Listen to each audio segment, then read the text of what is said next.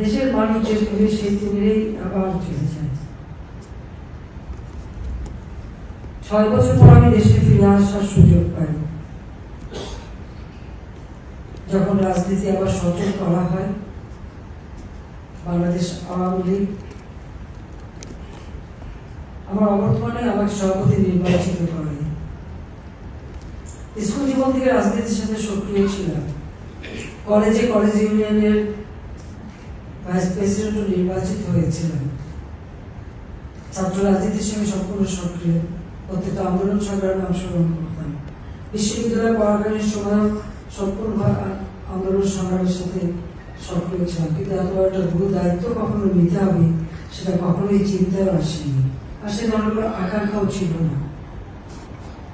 মানুষের অধিকার প্রতিষ্ঠার জন্য বাবা রাজনীতি করেন, মা তার পাশে সবসময় ছিলেন, আমরাও সেইভাবেই কাজ করি।